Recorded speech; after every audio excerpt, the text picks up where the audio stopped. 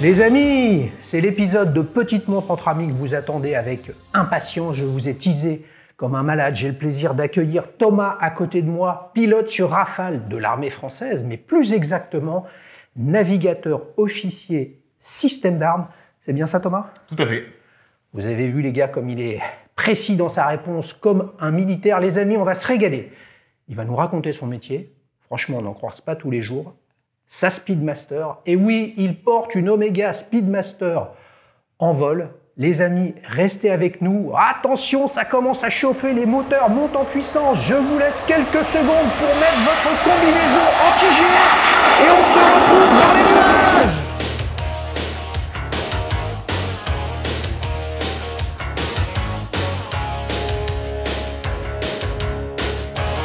Salut Thomas, ça va? Salut, ça va et toi, Xavier? Qu'est-ce que je dois dire? Je dois dire commandant, capitaine, lieutenant, sous-lieutenant, pilote? Qu'est-ce qu'on dit dans l'armée? Alors moi je suis capitaine. Avec capitaine, je touche ma bille, les mecs. C'est trois barrettes. Ouais, exactement. Look, on en parlera tout à l'heure.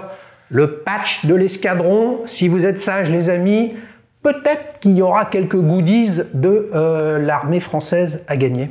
T'es venu avec ta speed? Ouais, exactement. Et moi aussi. Parfait. Bataille de speed, les amis. Moi, j'ai mis un vrai bracelet de speed dessus. C'est ma bonne vieille toquante de mes 50 ans. Elle a 50 ans, cette montre, Thomas. Ah, quel âge tu as, un peu toi? plus que la mienne. Moi, j'ai 30 ans. Il a 30 ans. Les amis, vous avez compris, on ne le voit pas. Et oui, vous ne le voyez pas, vous ne saurez pas qui c'est. C'est un prénom d'emprunt, bien évidemment, puisque pour des questions de sécurité, on ne peut pas savoir qui c'est. Et on s'est dit, bon... Honnêtement, moi je voulais avoir Tom Cruise, mais il n'était pas dispo, donc j'ai eu Thomas Cruise à la place. Alors, on s'est connus sur Instagram. Ouais, exactement. Et les amis, je vous ai mobilisé pour me poser tout un tas de questions que vous aimeriez poser à Thomas, donc on va enchaîner là-dessus. Tu as fait une belle photo de ta speed dans ton coucou. Ouais. C'est quoi le petit nom que tu donnes à ton avion? C'est un Rafale. C'est un Rafale. C'est pas mon berzingue. Non, c'est le Rafale. C'est le Rafale. D'ailleurs, c'est pas le mien, j'aimerais bien, mais non. C'est pas le tien? C'est le Rafale et on vole toujours sur des avions différents. Hein. C'est jamais le même? Non, c'est jamais le même. Ça dépend des avions qui sont disponibles. Il y a de la maintenance, il y a tout un tas de... Et il y a une différence alors quand tu montes dedans? Évidemment, c'est toujours pareil, etc. Mais à un moment, tu te dis, ah ça, c'est lui, je lui ai donné le petit nom, c'est Choupette, ou il y a vraiment... T'as une sensation différente? Non, absolument pas. Ils sont tous pareils. Ils sont tous préparés de la même manière par les équipes mécaniciens. Ouais. Donc moi, je vole sur Rafale biplace. Ouais. Donc vous êtes deux. Exactement. Ah, c'est fort, et quel que soit l'avion, ils sont toujours similaires. Après, il y a des configurations différentes. Ouais. Au niveau des réservoirs d'essence, par exemple, au niveau de l'armement, il y a des configurations différentes, mais l'avion en lui-même, c'est le même avion. Ouais. Ok, sachant que, attendez, Rafale biplace, donc ils sont deux, les mecs. Donc en fait, il y a le pilote et vulgairement, on n'y connaît rien, c'est le copilote. Toi, t'es copilote? C'est navigateur. C'est navigateur. Oui, mais ça veut dire quoi, copilote, alors? Ça veut rien dire. Non, copilote, c'est dans le civil, ça. C'est dans le civil. Ah, voilà, les mecs. Et bing, tu prends un tacle, etc. On voit pourquoi les mecs, il a 3 barrettes. Alors là, on les voit pas, ces barrettes, mais il est capitaine. Ouais, et puis c'est particulier, parce que l'aviation de chasse, c'est des postes qu'il n'y a pas forcément dans la vie civile, donc c'est des métiers un peu particuliers. Ouais. Il y a d'autres types d'avions dans l'armée de l'air.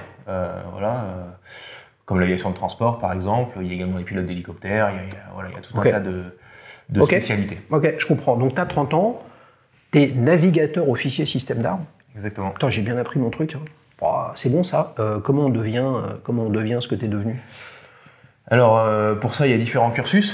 Ouais. Moi, je suis passé par les EOPN, c'est les élèves officiers du personnel navigant. Ouais. Pour ça, il y a une semaine de sélection ouais. qui se passe à Tours. Ça doit toujours être le cas d'ailleurs. C'est toujours à Tours, ouais. Sélection quoi? C'est des maths, c'est de la science, c'est du physique? Il y a un petit peu de maths, il y a un petit peu de culture aéronautique, de l'anglais, des tests physiques, des tests psychotechniques, psychomoteurs. Et il faut avoir 25 sur 10 à la vue? Non, même si vous n'avez pas... Je peux y aller avec mes lunettes? Je suis pas certain. Ah ouais, parce que là, entre les lunettes, l'âge, le poids, je suis pas sûr que je puisse rentrer dans le berzingue. Donc tu as été sélectionné? Ouais, tout à fait. Mais tu as été sélectionné pourquoi? En fait, pour aller sur un Rafale ou pour être militaire dans l'armée? D'abord, on est sélectionné donc, pour rentrer chez les EOPN, et les officiers du personnel navigant. Ouais. Et ensuite, on va à Salon de Provence. Ouais. Et là c'est l'école de l'armée de l'air.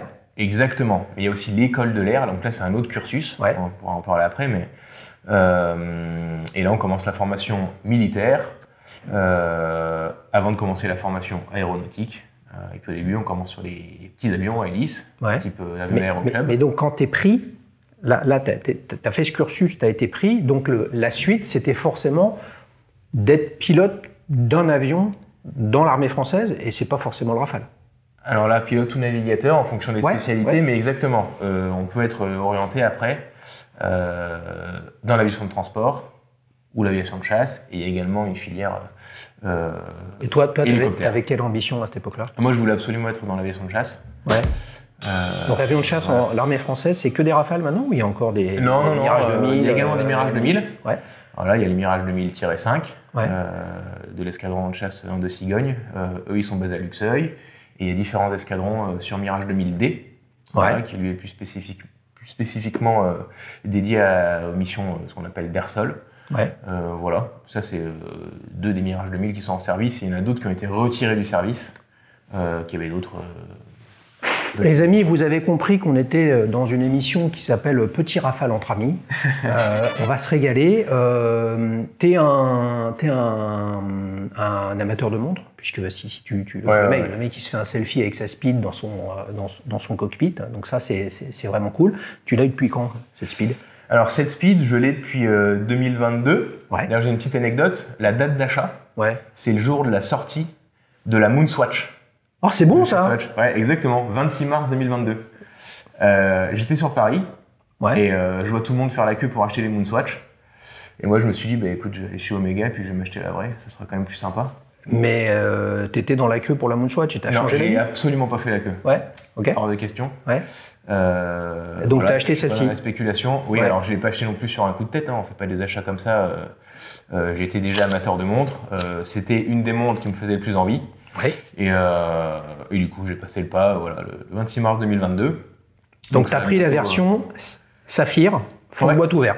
Saphir, exactement. Donc, c'est absolument ce que tu voulais ou t'as hésité? C'est ce que je voulais. Il y avait d'autres modèles disponibles. C'est l'avantage, contrairement à si vous voulez une Daito de chez Rolex, vous l'aurez jamais. Chez Rolex, si vous n'êtes pas déjà client ou vous ne l'avez pas commandé depuis 10 ans, là en l'occurrence, c'était disponible.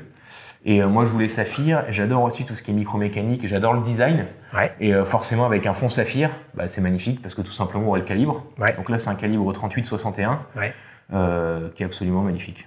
Voilà. Et donc, j'adore voir le calibre. Certains diront que la vraie, celle qui allait sur la Lune, c'était avec les alites. Oui. Les mecs, s'il y en a un qui va plus souvent près de la Lune que nous tous, c'est le capitaine Thomas qui est juste là. Elle est portée sur un bracelet, on va dire un bracelet un peu technique. Il pourrait faire penser à un truc un peu militaire, machin, mais ça a l'air d'être une marque qu'on voit pas mal sur Instagram, là, ce que je vois là. D-Lugs. D-Lugs, c'est ça? Tout à fait. Alors, ça fait pas très longtemps que je l'ai, ce bracelet. Ouais. J'en ai acheté 3-4. Ouais. Je voulais Elle me va, hein. Oui, du coup, Elle me va, le pauvre. Il vient à Paris, il va repartir sans montre. Non, avec la tienne. Ah merde, non, je suis pas d'accord. Elle me va aussi. Elle est belle. Voilà. Donc j'aime beaucoup le bracelet qui est magnifique, le bracelet d'origine dessus, qui est également en acier. Ouais. Là, je voulais changer un petit peu pour changer le style, et également parce que forcément dans le cockpit, le bracelet en acier, il peut ramasser un petit peu. Et puis. Tu veux dire que ça secoue un peu dans un Rafale? Ouais, ça secoue plus ou moins, ça dépend des types de mission. Ouais. Mais c'est surtout qu'il peut plus facilement se rayer, etc. Et celui-là, il s'ajuste, et c'est l'avantage, c'est que quelle que soit la température, alors pas forcément. Tu le mets par-dessus la combinaison? Non, je le mets sur la peau. Ouais. Mais des fois, l'été, l'hiver, selon la température extérieure, etc., on sait qu'avec un bracelet acier, s'il n'y a pas un réglage fin, type T-Fit ou autre, le bracelet peut être un peu grand, etc. Alors que là, il n'y a pas de problème. Ça s'adapte parfaitement et tous les jours, il est parfaitement réglé. Et puis, tu as rajouté une pompe qui n'est pas d'origine. C'est la pompe qui est avec. En fait, il livre le bracelet. Oui, parce que mais qui va avec le Deluxe. Oui, exactement. C'est une pompe automatique, ça. Oui, tout à fait. Alors, vous le savez, les amis, je vous ai demandé sur Instagram et sur YouTube de me poser des questions à Thomas. Bien évidemment, il y a 2 questions qui sont revenues de très très nombreuses fois. C'est est-ce que il y a des montres de dotation dans l'armée? Quand tu arrives, toi, j'imagine quand tu te prépares, tu mets ta combi, tes trucs, tes gants, ton machin. Ça, c'est ton équipement, c'est ton uniforme, on va dire. C'est comme ça que tu t'es dans l'avion. Ils t'ont pas filé une broguette type 20, un truc comme ça? Non. Ah ben j'aimerais bien. Ça aurait été cool. Une petite 20, là, ça aurait été sympa. Il n'y a pas de montre de dotation? Non, il n'y a plus de montre de dotation depuis un petit moment, je pense. Les amis, on la connaissait la réponse, mais ma foi, comme vous avez été nombreux à la poser, je la pose. Mais le fait qu'il n'y en ait pas, ça veut donc dire qu'il y a... Il n'y a aucune logique de sécurité éventuelle en cas de problème. Je sais pas, tu dois t'éjecter, comment tu vas mesurer le temps si tu es éjecté et que tu es perdu dans la forêt? Là, ça me fait penser au sketch monumental du Top Gun, le retour, la Top Gun 2, où ils s'éjectent dans la forêt, ils se prennent le chou avec le fils de son ancien copilote, tu vois. Qu'est-ce qui se passe? Je te garantis que si tu t'éjectes, tu as autre chose à penser que prendre un top chrono. D'accord, mais tu t'éjectes, t'arrives, donc tu t'éjectes, t'es dans ton fauteuil, t'as le parachute, t'es d'accord? Et là, tu te retrouves dans la pampa tout seul, t'as pas de montre. T'es emmerdé.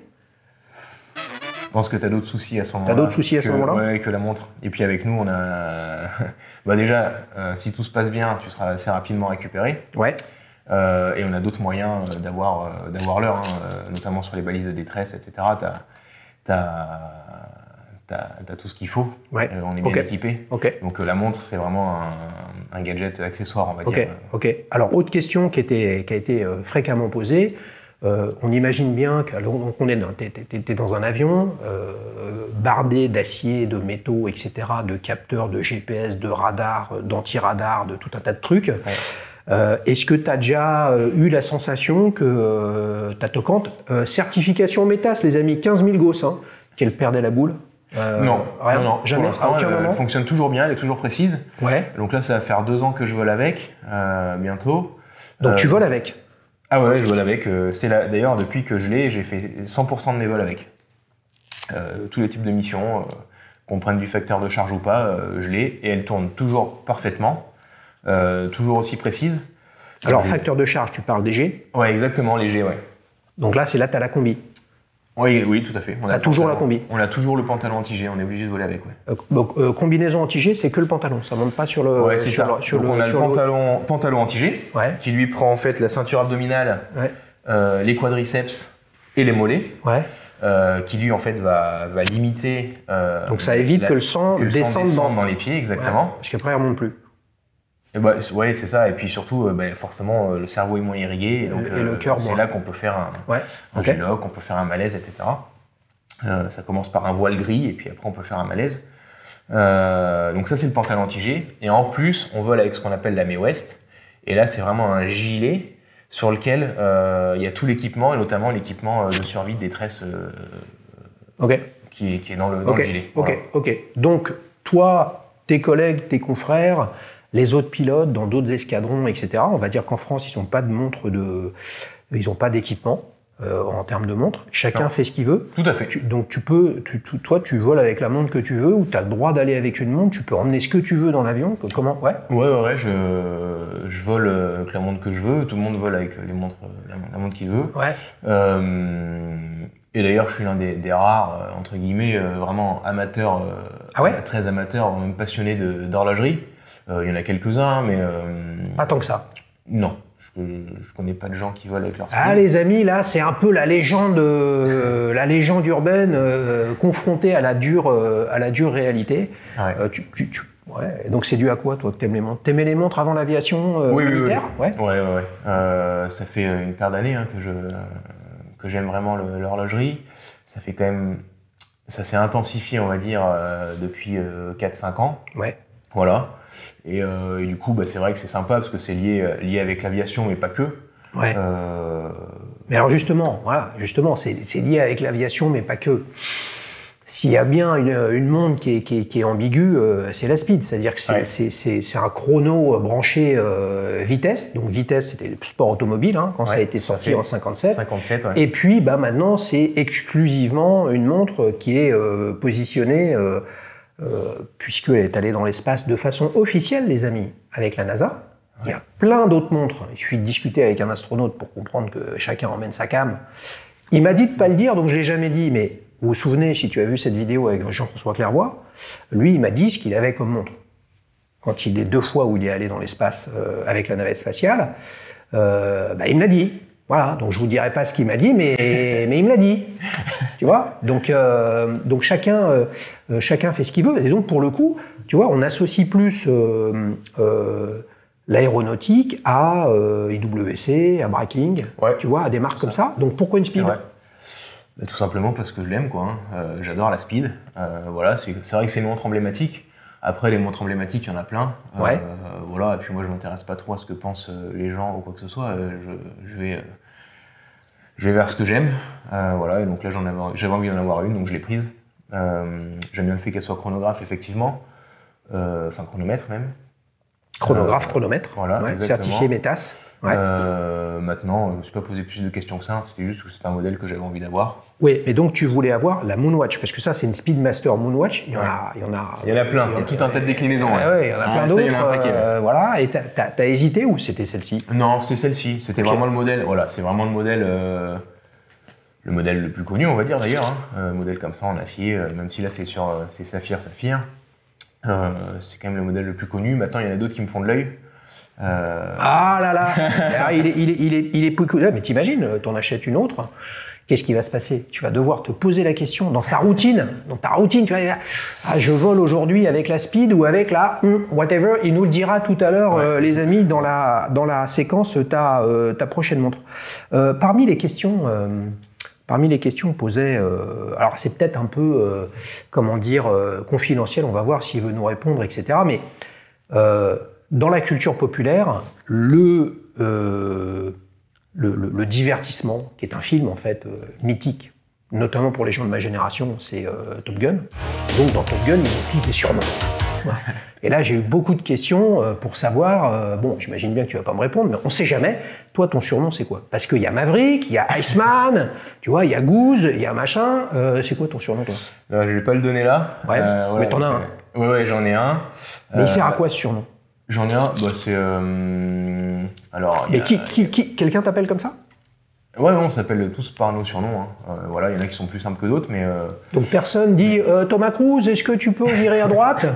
Non, il n'y a pas ça. Non, c'est vrai qu'on s'appelle tous, entre nous, tous avec nos surnoms, là. D'ailleurs, je salue tous ceux qui me reconnaissent, parce que forcément, mes amis, la famille, les collègues qui vont voir cette vidéo, ils savent très bien qui je suis. Voilà, ils reconnaîtront ma voix, et puis il y en a pas mal qui savent que j'aime l'horlogerie, justement. Donc je les salue. Voilà, donc on a tous ce surnom. Mais attends, il t'appelle avec ce surnom quand vous êtes à la cafette, quand vous êtes en train de vous former, quand vous allez vous marrer, vous faites la fête ensemble.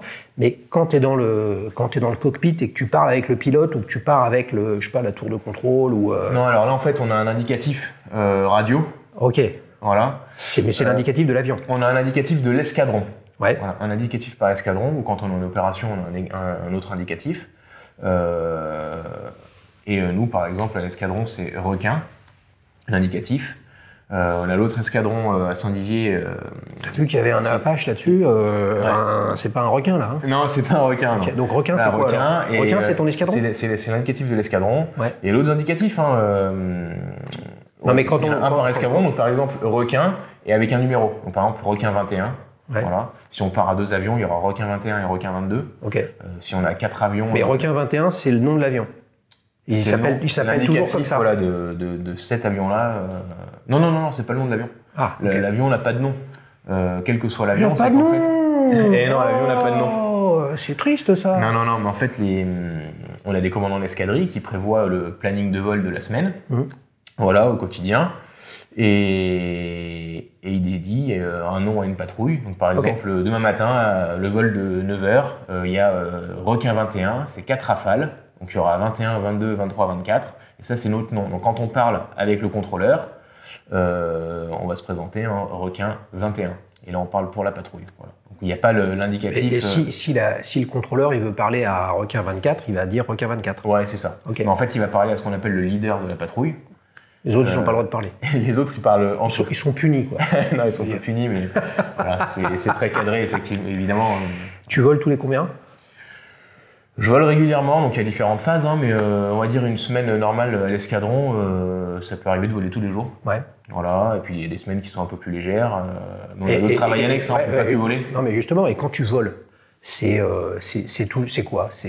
C'est de l'entraînement, c'est des essais, c'est des contrôles, voilà, il y a des procédures de sécurité qu'il faut constamment rabâcher, parce que finalement, tu fais un job où théoriquement, tu sers à rien, sauf si on a besoin de toi. C'est un peu ça. Et le jour où on a besoin de vous, les amis, et c'est là on les salue tous les militaires, bien évidemment, le jour où on a besoin de vous, il faut que vous sachiez faire ce que vous avez appris à faire.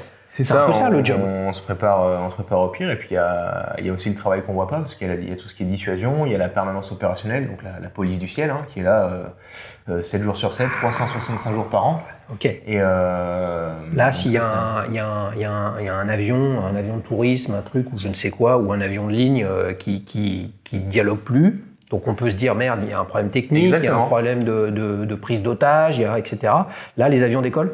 Tout à fait, il peut y avoir, donc là c'est pas nous qui décidons, mais non, bien sûr. Là il y a l'alerte qui est donnée, et on va décoller, et directement, une fois qu'on sera en l'air, on nous dira, ben voilà, il faut aller à tel endroit, prendre tel cap, pour aller intercepter tel type d'avion, et puis nous on va aller voir ce qui se passe. Ah, mais si tu es à la piscine à ce moment-là? Ah non, mais là il y a différents plots en France, et donc là il y a 2 équipages qui sont dédiés par plot, et on est prêt à décoller en 7 minutes. Donc, 7 minutes? Ouais. Les mecs, on va vérifier ça, les amis. J'arrête le chronographe. Donc sur une speed, c'est bouton du haut. Hein. Si on était sur du Landeron vintage, hein, c'est pas tout à fait le même fonctionnement. Je me remets à 0. Et là, on va pas se donner 7 minutes, les amis. On va se donner un petit peu moins. On va se donner 30 secondes pour la nouvelle séquence de Petite Montre entre amis, qui est la séquence, comment elle s'appelle cette séquence? 60 secondes chrono pour en savoir un petit peu plus. Alors là, c'est pas la bonne fiche, les amis. La bonne fiche, c'est celle-là. Donc je vais te bombarder, vous avez vu un peu le jeu de mots de malade, de questions. Tu me réponds oui, non, ou tu me réponds ce qu'il y a dans la question. T'es d'accord? Je suis prêt. As-tu envie de devenir spationaute? Non. Navitimer ou Daytona? Daytona. Ta complication préférée? Buzz? Chronomètre. La montre préférée de ta collection? Ma Speed. Intéressé par le vintage? Oui. Boucle ardillon ou boucle déployante? Boucle déployante. Tu préfères acheter neuf ou d'occasion? Neuf. Tu dois avec une Breitling? Non. Ta marque préférée? MBNF. Tu aimes les bracelets NATO? Oui. Chronographe ou plongeuse? Chronographe. Intéressé par les micro-marques? Oui. Tu peux m'en citer une? Baltique. T'as un poignet de poulet ou de Thanos? Entre les deux. Est-ce que tu fais de la plongée sous-marine? Non. Acheteur impulsif ou réfléchi? Réfléchi. Ton dernier coup de cœur? Bulgarie Octofinissimo. Le modèle de tes rêves? MBNF. LMX. S'il ne devait t'en rester qu'une dans ta collection? Ma Speed. Ta prochaine montre?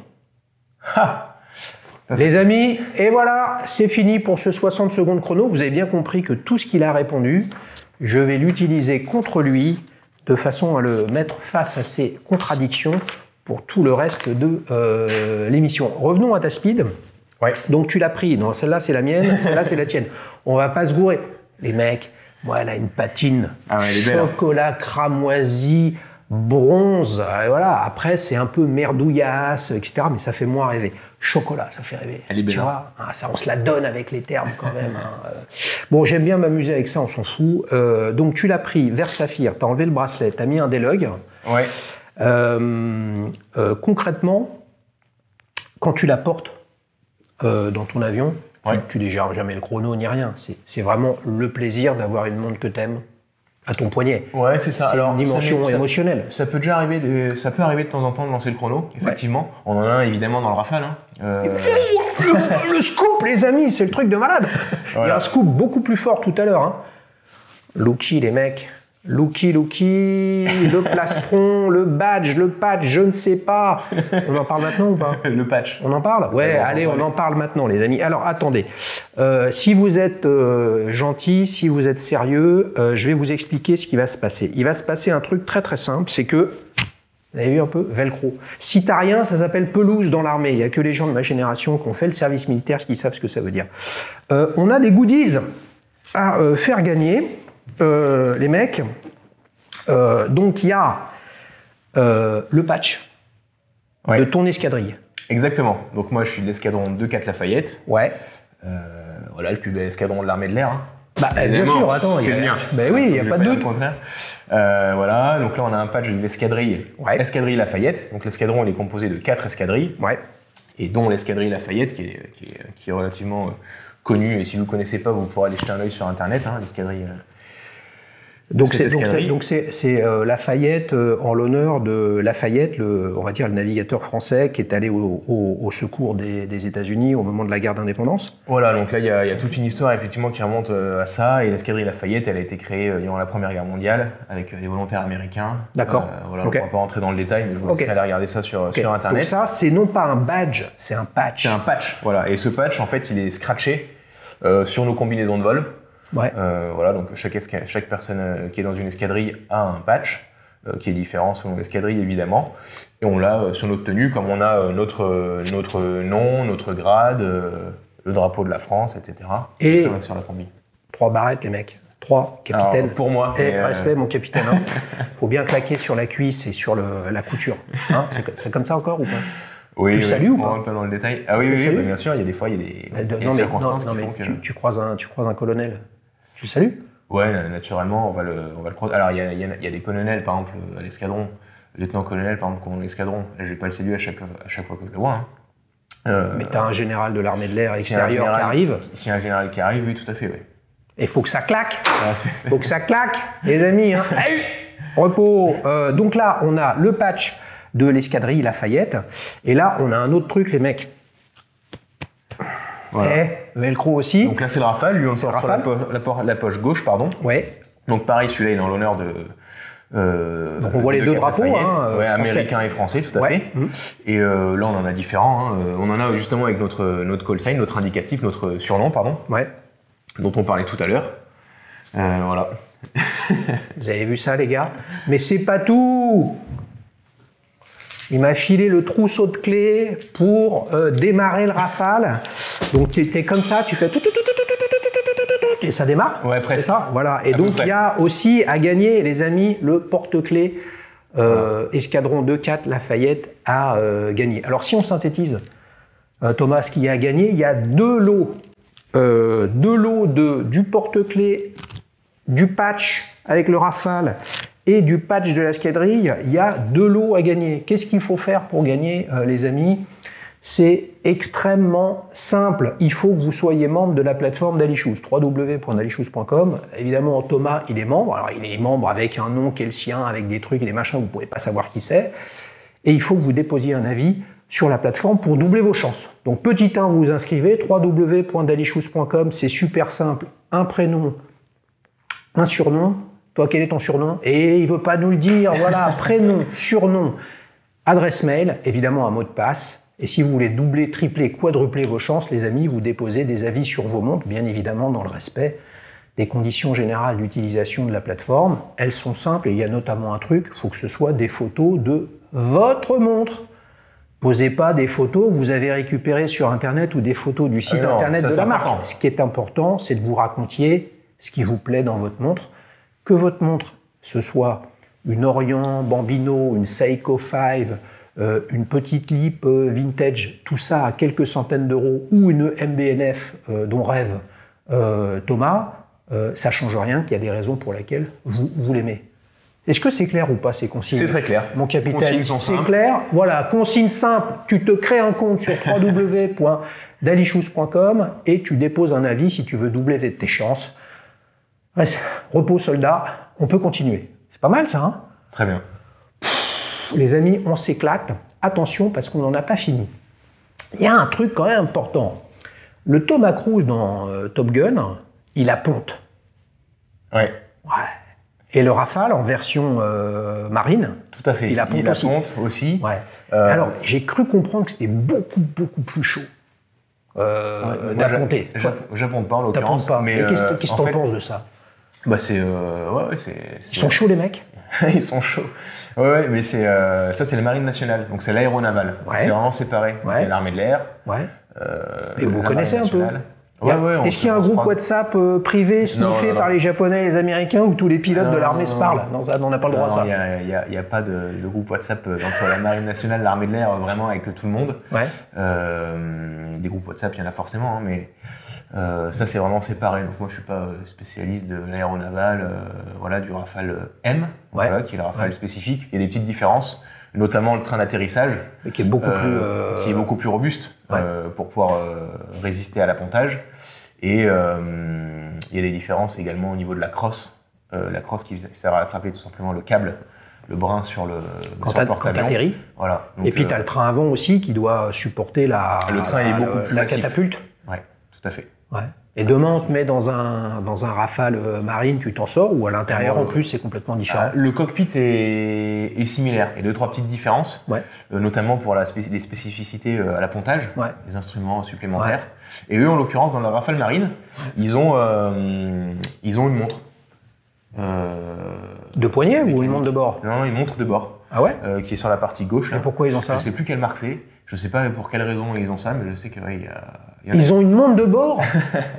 Et le capitaine Thomas Cruise, il en a pas lui. Non, mais alors on a une montre en fait qui est tout simplement analogique. Enfin, une montre. On a l'heure directement, et on a également un chrono qui finalement est numérique.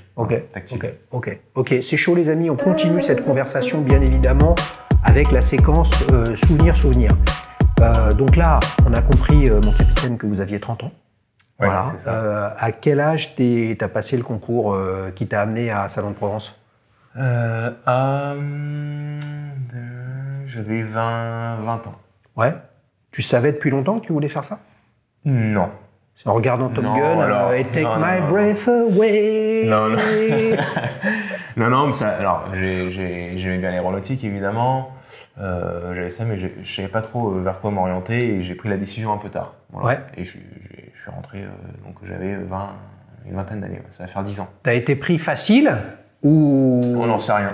T'en sais rien? Il n'y a pas un classement? Non. Après, là, le classement, c'est pour c'est en fin de cursus, une fois qu'on est breveté, pour choisir par exemple l'escadron dans lequel on veut aller. Là, il y a un classement qui est fait et le premier prend ce qu'il veut et le dernier prend ce qui reste. Et là, t'étais où? T'étais où dans ce classement? Je sais plus précisément, mais ça se passait bien. Ah ouais, il était bien. J'ai eu ce que je voulais. Voilà. Donc c'était il y a 10 ans maintenant. Ok. Donc là, tu as dit tout à l'heure, parce que je me souviens ce qu'il dit, puis surtout ce qu'il a dit dans 60 secondes chrono, les amis. S'il y a bien une marque qui fait pas des chronos de sport, c'est bien MBNF. Tu vois? Ils en font? Oui, bien sûr qu'MBNF fait des chronos. Ils font même des chronos de sport. Mais de sport, oui, de sport. Alors tout le monde ne peut pas faire du sport avec. Ouais. Mais en l'occurrence, hier, j'étais à un événement, il y avait MBNF et des personnes de l'équipe. Et ils utilisent leur MBNF au quotidien. Donc ils ont même plongé avec, couru avec. Super, c'est bon, vous voyez, comme quoi, c'est pas la com et le message que véhicule la marque. Mais non, ils ont une très belle image de marque. Ils gèrent très bien leur marque. Et effectivement, c'est pas une marque qui est très connue parce que c'est quand même une marque de niche. Bien sûr. Avec de la très haute horlogerie. Mais ils font des montres qui sont là, qui sont faites pour vivre. C'est pas des montres qui sont faites pour rester dans un coffre-fort. Ouais, bon, après elles ont de la valeur, donc tu as tout type d'acheteurs. Moi je juge personne, bien évidemment, chacun fait ce qu'il veut. T'as celui qui achète et qui se dit, pour moi c'est un placement et qu'il apporte peu, ou il apporte peu parce qu'il en a beaucoup, voilà. Ouais, après c'est quand même dommage d'avoir une MBNF pour pas l'apporter parce que c'est quand même tellement des montres tellement belles. Je suis d'accord. Ils ont le même avec double chrono, voilà, pour regarder la LM Sequential Evo, incroyable celle-ci, c'est une de mes favorites.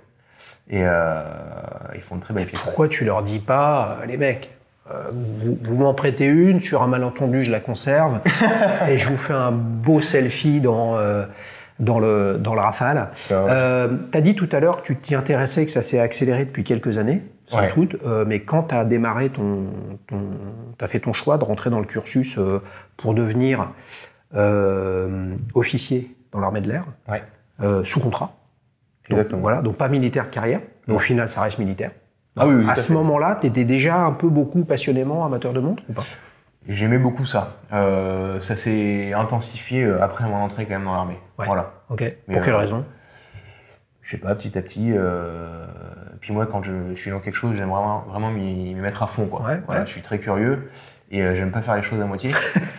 Et voilà, c'est valable aussi pour le sport, entre autres, et l'horlogerie.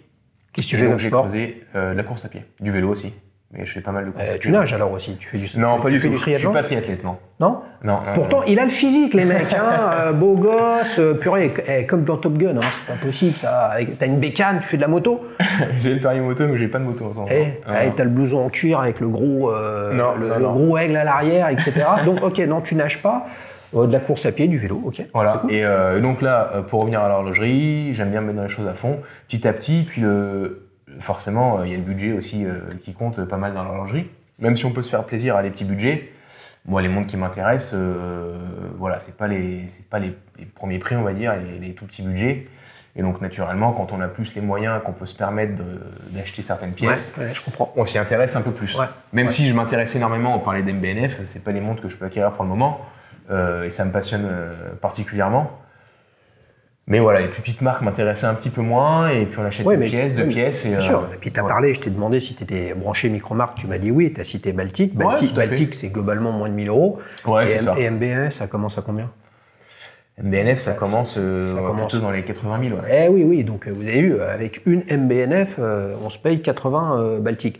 Comme quoi, il y a le rêve, l'incohérence, l'émotion, la passion, la mécanique, la précision, et tout ça, c'est des façons différentes de regarder l'horlogerie. Est-ce que tu te souviens de ta première montre? Ouais, alors on va dire ma première montre avec laquelle je me suis fait plaisir en étant vraiment amateur d'horlogerie. C'était avec mes tout premiers salaires dans l'armée. Voilà, donc c'était il y a 10 ans maintenant. C'était une Tissot T-Squelette. C'est donc c'est la Tissot tout simplement avec le squelette, c'est un mouvement européen, il me semble. Voilà, qui à l'époque valait 1500 balles, quoi. Maintenant elle a passé les 2000 euros là, alors que c'est toujours la même. Tu l'as encore?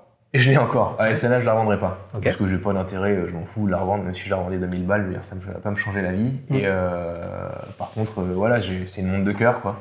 Et donc celle-ci je la revendrai pas. C'est ma première, elle est là, elle est toujours là. Je la porte de temps en temps. Mais c'est pas ce que tu nous as dit tout à l'heure. J'aime bien le truc avec le 60 secondes chrono. Tu n'as dit si devait en rester qu'une, t'as dit la Speed. Alors en fait c'est la Tissot. Non. S'il n'en reste qu'une, ça serait ma Speed. Parce que c'est ma première vraiment.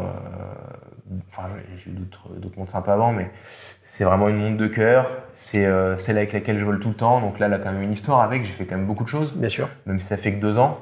Et puis c'est pas fini. Donc j'ai vraiment envie de la garder. Voilà. Et dans ces souvenirs que tu as avec ta Speed, est-ce qu'il y a un moment, évidemment, tu nous dis ce que tu peux nous dire, etc., mais un vol particulièrement, que tu te souviens vraiment, vous avez fait des trucs dans tous les sens, je sais pas, t'as fait le Bourget à faire le cacou sur la piste, etc. Est-ce qu'il y a un vol marquant que tu peux nous décrire un peu comme ça? Ouais, alors il y a un vol auquel je pense, là en l'occurrence c'était pas un vol d'entraînement en France, c'est un vol que j'ai fait en Nouvelle-Calédonie. Voilà, et c'est un vol qui restera inoubliable parce que j'ai eu la chance et l'opportunité de pouvoir de voyager un peu partout à travers le monde. Et ce vol-là était particulièrement sympa parce que forcément voler en Rafale en Nouvelle-Calédonie, c'est... Donc ça veut dire qu'il y a des Rafales basées en Nouvelle-Calédonie? Non, absolument pas. C'était des missions de projection. Voilà, qui sont. Donc t'es parti de ta base militaire jusqu'en Nouvelle-Calédonie en Rafale. Voilà. Et ravitaillement en vol et tous ces trucs. Tout à fait. Il y a plusieurs étapes pour y aller. Et ceux qui sont intéressés, ils peuvent regarder ça sur Internet. C'est connu. C'est les missions Pégase. Voilà, donc c'est des missions de projection qu'on fait tous les ans. Et là, donc ce vol-là, j'étais au-dessus des atolls, à Ouvéa, etc. Donc là, j'avais la speed et c'était un moment incroyable, quoi. Être en rafale au-dessus d'un atoll, en très basse altitude, à très grande vitesse.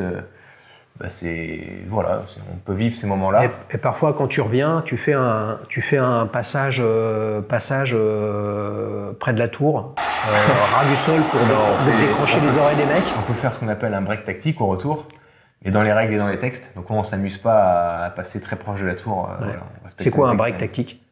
Un break tactique, en fait, c'est un break où tu vas arriver en basse altitude, à grande vitesse, et quand tu arrives au-dessus de la piste, là, tu vas cabrer et ensuite tourner et venir avant-arrière pour venir te poser. Voilà, donc tu arrives, en fait, tu vas casser la vitesse de par l'action. Mais pourquoi ça s'appelle break tactique et pourquoi c'est codifié, un truc comme ça?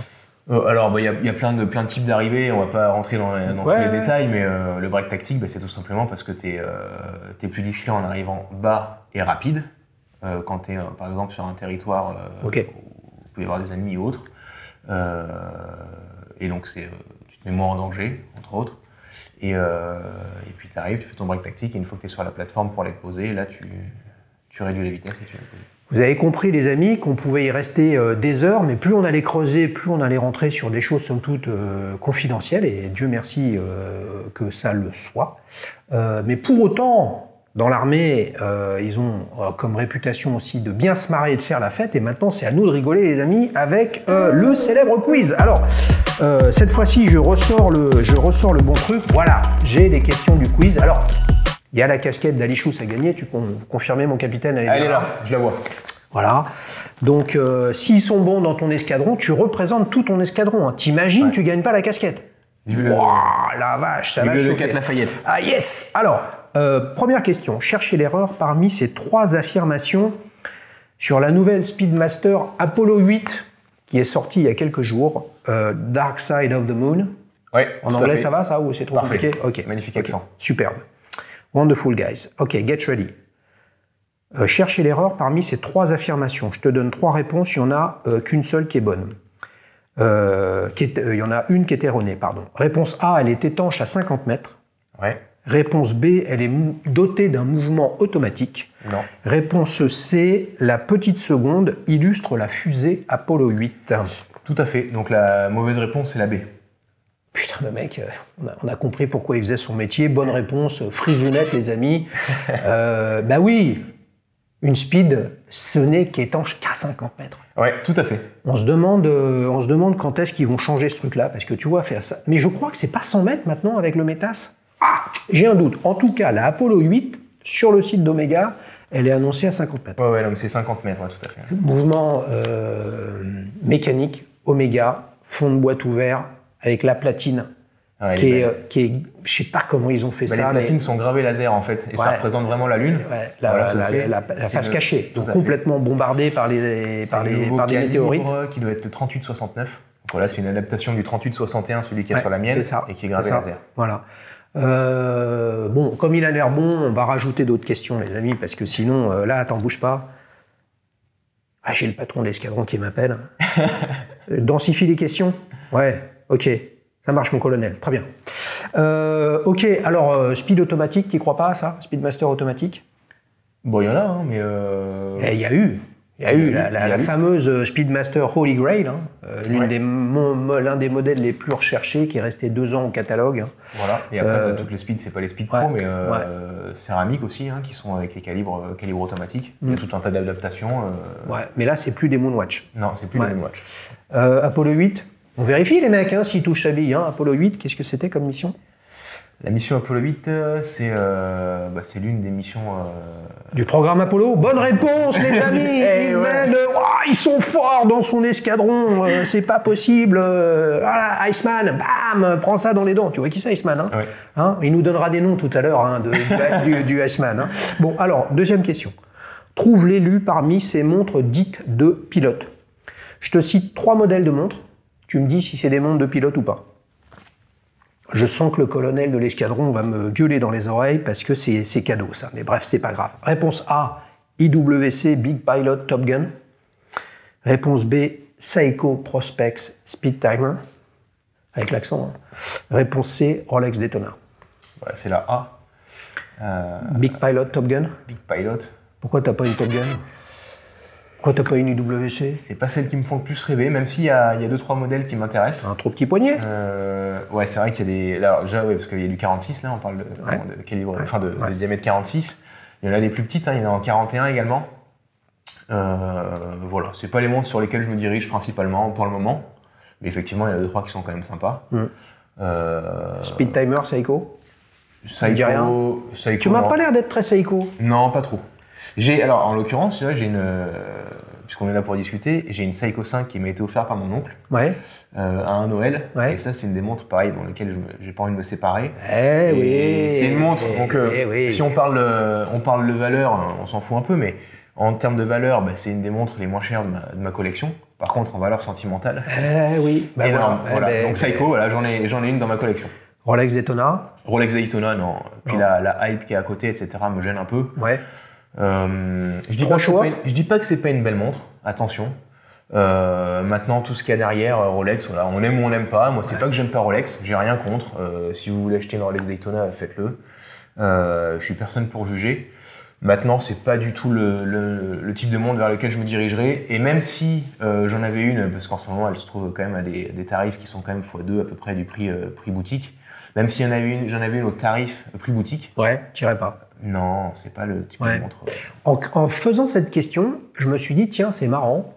Rolex a quasiment pas. Alors, il y a la Rolex Air King historique, finalement presque la première montre professionnelle proposée par Rolex, qui s'est appelée Air Leopard, Air Lion, enfin, qui a eu plein de noms, etc., mais qui avait aucun attribut esthétique, physique et en termes de complications qui pouvait répondre aux enjeux d'un pilote.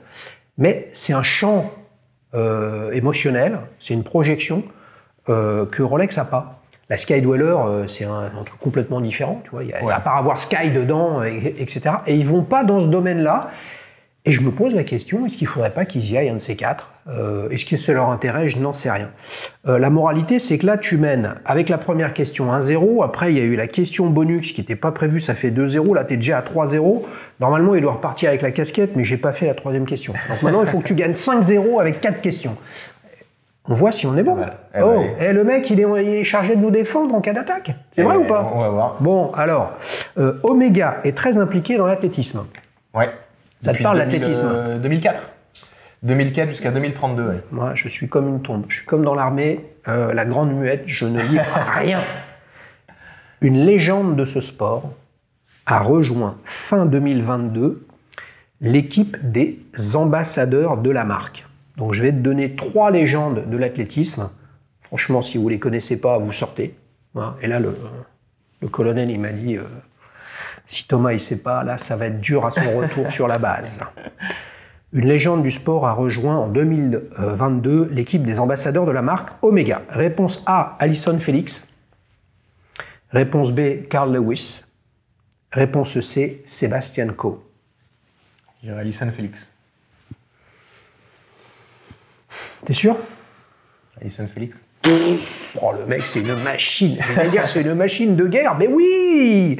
Allyson Felix, bien sûr. Qu'est-ce que tu peux nous dire sur Allyson Felix? On vérifie. Il faut qu'il gagne 6-0 maintenant, quoi. Non, je suis pas expert dans son palmarès, mais effectivement, c'est une des très grandes athlètes et ça m'étonne pas que. C'est la plus titrée, athlète féminine, la plus titrée dans les 2 grandes compétitions d'athlétisme. Il y en a d'autres, Jeux Olympiques et Championnat du Monde. 7 médailles d'or, et elle a été titrée, tiens-toi bien, sur 100, 200 et 400 haies. Oui. Pas mal du tout. Carl Lewis, ça c'est plus ancien, ça c'était l'une de mes idoles quand j'étais jeune. Et puis Sébastien Coe, je me suis dit que ça allait te faire plaisir. Sébastien Coe, lui, c'est le dieu vivant du semi-fond, double champion olympique de suite du 1500 mètres. Tu cours le 1500 mètres? Qu'est-ce que tu fais comme athlète? Non. Moi, je suis sur un peu plus long. Et moi, je fais pas de piste d'ailleurs. Tu fais quoi, du cross-country? Alors, j'en ai fait un petit peu en préparation, mais moi, je suis spécialisé en ce moment sur le 10 km. 10 km? Ouais, exactement. Et je fais un peu plus long du. Mais 10 km, c'est 10 km. Tu as des Kenyans, c'est tous ils sont 200 à être des dieux là-dedans, quoi. Ah oui. Les Kenyans, ils carburent. Hein. Ah, tu fais le 10 km en combien de temps? Là, j'approche les 30 minutes. Pour grande mission là, cette année de passer sous les 30 minutes. Là. Les amis, vous avez compris que s'il faut l'attraper, il faut le prendre sur les 10 premiers mètres, parce que sinon, sur les 10 km qui suivent, vous allez galérer comme des dingues. On se réenvoie, allez, take my breath away. On enchaîne pour la dernière séquence, les amis, ta prochaine montre. Donc là, tu nous as parlé de quelques marques, tu nous as parlé de MBNF, tu nous as parlé d'autres trucs, etc. Qu'est-ce qui te ferait plaisir prochainement? Et comme tu touches un petit peu à tout, est-ce que tu peux nous préciser deux choses? L'une, potentiellement, que tu as vraiment dans le viseur, qui serait une opportunité, why not? Et un peu celle dont tu rêves, a priori, ce serait une MBNF, mais on va quand même vérifier qu'il ne nous baratine pas depuis tout à l'heure. Hein. Je vais quand même vérifier qu'il est vraiment pilote de chasse, hein, les amis. Hein. Excusez-moi, navigateur, officier, système d'armes, c'est pas pareil. Deux options. Qu'est-ce que tu peux nous raconter là-dessus? Alors, je vais dire Bulgari Octo Finissimo. Ça, c'est vraiment une des montres que j'ai envie d'avoir. Voilà, c'est un style très particulier parce que c'est vraiment moderne. Ouais. Mais j'adore. Tu les as essayés? Ouais, je les ai essayés. Ouais. J'adore le design. Grand, hein? Ouais, c'est du 40. Ouais. Ça me va quand même. Ça va bien au poignet. Modèle, parce qu'il y a beaucoup de déclinaisons. Il y a beaucoup de modèles, beaucoup de déclinaisons. Il y en a aussi qui me font rêver. Il y a des modèles, hein, notamment chez Chronopassion, là, les éditions limitées, et notamment la dernière édition limitée qui est. Avec les tatouages? Avec les tatouages, ouais. Et en or rose, là. Qui est juste sublime, là, je l'ai vu hier en plus, là, je l'ai essayé, elle est incroyable. Ouais, mais attends, Octo Finissimo, mais là, on est dans... 3 aiguilles, t'es à quoi? T'es à 14 000, un truc comme ça? Ouais, mais alors attention, là on est dans celle-là, une gamme qui n'est pas dans mon budget, hein, donc là j'en parle parce que voilà, c'est des modèles qui sont incroyables. Un peu la partie rêve, la partie tatouée. Ouais, c'est ça, donc là, par exemple, et en plus il n'y en a que 15 exemplaires au monde, quoi. Donc quand vous l'avez, les autres l'ont pas, quoi. Enfin, ouais, mais toi tu te pointes et tu dis c'est le capitaine Thomas Cruise, c'est bon, quoi, ils vont quand même te passer une tocante. Voilà, et en plus tu auras une réduction, c'est la fameuse réduction militaire. Hein, voilà, exactement. Donc voilà, donc ça c'était une petite digression, mais l'Octo Finissimo, moi j'aimerais bien celle qui est en titane. Donc à 3 aiguilles, hein. C'est déjà quand même dans un budget c'est à combien, assez sympatoche. Alors prix boutique c'est 17 500. Okay. Voilà. Effectivement, tu parlais de 14 000, ça c'est pour le modèle acier. Ouais. D'ailleurs cette semaine ils ont ressorti ils sortent le cadran saumon là, acier cadran saumon, elle est magnifique. L'année dernière, il y en avait déjà une qui était en édition limitée à 50 exemplaires. Ils ont dû faire une légère nuance, je pense, sur le cadran pour que ça soit une édition limitée. Elle est très belle aussi. Donc je ne sais pas laquelle ce sera, mais il y en a plein. Et après, effectivement, ce que j'aime bien sur l'Octo Finissimo, c'est que c'est des montres extra plates, ultra confortables. La titane est super légère, ça passe sous une chemise, ça ne se sent pas en fait au porté. Et normalement, c'est le retour d'expérience que j'ai de tous ceux qui ont des Octo Finissimo. Bah, mais tu peux pas voler en rafale avec une Bulgari Octo Finissimo. J'ai pas dit que je volerais avec. Voilà. Je vole pas avec toutes mes montres. Non, mais tu nous rassures quand même. Voilà. Donc ça, c'en est une. Est-ce que celle-là, c'est celle qui pourrait être dans le viseur? Ouais, ça c'est potentiellement. Et version là, le rêve, tu vois. Le rêve, sachant que le rêve peut changer. Hein. T'es sur MBNF alors? Le modèle dont tu as parlé tout à l'heure? Ouais. Alors là, le rêve, et puis j'espère bien un jour pouvoir me permettre de m'acheter des montres comme ça. Donc ça sera dans une seconde carrière. Hein. C'est pas en étant officier dans l'armée de l'air qu'on peut forcément se prétendre d'acheter des montres comme ça. Même si j'ai pas à me plaindre, attention, et évidemment, hein, je suis pas en train de me plaindre. Ouais, non mais attends. Et ce type de montre, voilà, ça me fait rêver. Il y a plein de modèles. Donc chez eux, ils ont deux types de catégories. Ils ont les LM, les Legacy Machines, et les HM, Horological Machines. Donc celles-là, elles sont beaucoup plus, c'est un design encore plus particulier qui est vraiment sort vraiment de l'ordinaire. Moi, je m'orienterai vers une LM, et donc je parlais de la LMX qui est magnifique. Sinon, il y a la Sequential Evo, là, c'est celle justement avec le double chronographe. Il y a les LM100 aussi qui font plus habillés. En France, ça s'achète chez Chronopassion. Exactement. Il y a le MBNF Lab. Il n'y a que lui qui est distributeur VNF en France. Ouais, tout à fait. Donc là, c'est ça, c'est des montres en stock? C'est rue Saint-Honoré. Alors, ils en ont. Ils ont quelques pièces. Bien sûr, oui. Et ça tourne parce qu'en fait, c'est relativement demandé. Il y a les collectionneurs, et donc en fait, ils distribuent pour le monde entier. Hein. Voilà, ce type de pièces, forcément, hein, c'est pas que les gens sur Paris qui vont acheter ça. Il y a des gens du monde entier, que ça peut être de l'Asie, des États-Unis, du Moyen-Orient. Donc ils ont certaines pièces qui rentrent, qui restent plus ou moins longtemps en boutique, parfois qui en fait viennent juste parce qu'elles sont vendues et elles repartent. Voilà. Donc, qu'est-ce qui te plaît chez MB&F parce que c'est extravagant c'est très mécanique aussi, au sens de comme un moteur. Alors, ce que j'aime chez eux, déjà, Maximilian Busser, donc le fondateur de MB&F, c'est une personnalité quand même qui est assez incroyable. L'histoire de la marque, qui a une vingtaine d'années globalement, est dingue. Ils ont fait un nombre de calibres en 20 ans qui est juste ahurissant, et on ne parle pas juste de 3 aiguilles très simples, etc. Ils font des calibres complètement dingues. Donc tout ça, en fait, tout ce qu'ils ont réussi à créer, c'est incroyable. Voilà. Le design, j'adore. On aime ou on n'aime pas, hein. Mais moi j'adore. Donc il y a les Horological Machines, justement, elles sont très spécifiques.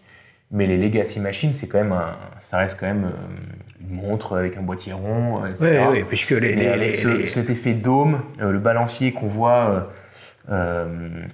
volant comme ça au-dessus du cadran, c'est juste, voilà, c'est hypnotisant. Et quand on les voit, en fait, il faut les voir parce qu'il y a toujours ce qu'on voit en photo. Les photos, c'est pour une montre, en fait, c'est pas dingue, quoi. Et souvent, quand on voit une montre en vrai, elle est beaucoup plus belle qu'en photo. Et là, quand on les voit, quand on les essaye, c'est dingue. Donc, et c'est de la très haute horlogerie. Et quand on voit tout le travail qu'il y a derrière, d'artisanat, tout fait à la main, bah ça fait rêver. Donc tout ça combiné fait que moi, c'est des pièces qui me font. Est-ce que mais là, on est sur des prix qui sont extravagants. Est-ce que tu irais sur une MAD, c'est-à-dire la version, on va dire, plus civilisé, plus grand public et moins cher. Oui, c'est ça. Là, il y a un petit calibre Miyota, voilà. La Mad One. Donc, il y a eu plusieurs éditions qui ont été faites. Là, la dernière, c'est la Green. J'ai été déjà sur la liste parce que c'est un tirage au sort. Et ça, c'est ce qui est top. Ce qu'ils veulent pas, en fait, c'est qu'il y ait des mecs qui fassent la queue comme ça donc pendant une demi-journée devant une boutique et qui soient déçus, en fait. Voilà. Donc là, en fait, il n'y a pas de favoritisme ou quoi que ce soit. Si vous êtes client MB&F, vous pouvez l'acheter comme ça sans être sur tirage au sort. Voilà. Mais si vous n'êtes pas client MB&F, il y a ce tirage au sort. Et t'as pas été tiré au sort? Et non, j'ai pas été tiré au sort. J'étais sur 2 tirages. On verra les prochains. Ouais, par contre, les amis, il y a un tirage au sort. Et ouais, il y a un tirage au sort avec 2 gagnants. Et les 2 gagnants vont gagner quoi? Vont gagner, mon capitaine, vont gagner le patch en forme de Rafale, qui est sur la combinaison de pilote de Thomas et de ses collègues. Pas le trousseau de clés pour démarrer le Rafale, hein, c'est pour déconner, mais il y en a qui vont le croire. Hein. Le bracelet Rafale de l'escadron 2-4, le porte-clés, et un deuxième patch. Non, bah ça c'est le deuxième qui a gagné. Je sais pas. Voilà, l'autre, non, je l'ai pas perdu. Le patch, je le porte fièrement. Il y en aura 2 qui pourront le porter également, le mettre sur leur sac, le mettre sur ce qu'ils veulent, sur leur blouson, etc., etc. Comment on fait pour gagner? On a un compte sur www.dalichous.com. Si vous n'en avez pas un, c'est le moment de le faire. Ça vous permet de participer. Si vous voulez doubler vos chances, il faut que vous partagiez un avis sur votre montre. Puis comprenez bien la mécanique. Thomas, il vient parler de sa montre. Moi, je parle de mes montres. Les invités qui viennent sur la chaîne parlent de leur montre. Vous pouvez faire en toute discrétion sans qu'on vous voit. Vous voyez, Thomas, on ne le voit pas parce qu'on ne peut pas savoir qui c'est. Mais si vous voulez donner envie à d'autres amateurs de montres ou des gens qui ne sont pas plus amateurs que ça, mais qui cherchent à acheter une montre et qui ne savent pas quoi acheter, quoi de mieux que de partager des photos de votre montre et de raconter pourquoi vous l'aimez. Et il y a plein de montres qu'on ne connaît pas. Moi, j'en découvre tous les jours sur la plateforme. Thomas aussi me le disait tout à l'heure, et on les découvre. Pourquoi? Parce qu'il y a des gens qui partagent leur avis. Donc pour gagner l'un des 2 kits avec 2 patchs et un porte-clés, rendez-vous sur www.dalichous.com pour vous créer votre compte et partager un ou plusieurs avis. Voilà, mais moi j'ai la chance pour l'instant, les patchs, je les ai les 2, j'en mets un là. Thomas, merci beaucoup. Ben ouais, merci à toi. Merci bon, les amis, bien sûr, avec grand plaisir. Je l'ai attrapé sur Instagram. Vous ne le savez pas, les amis, mais là, on va partir. Je vais mettre une combinaison de anti-G. On va aller faire un petit tour. Voilà, je vais le piloter un peu, le truc. On va essayer de faire les osos. Non, mais je déconne. Bien évidemment, tout ça, j'en sais absolument rien. Je ne sais rien de lui. On ne saura rien d'autre de toi. Merci beaucoup. Ben merci à toi, Xavier. Salut, les amis. Salut.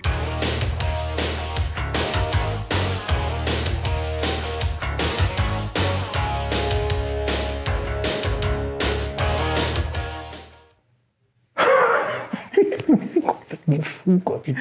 C'est top. Là, je fais monter le moteur.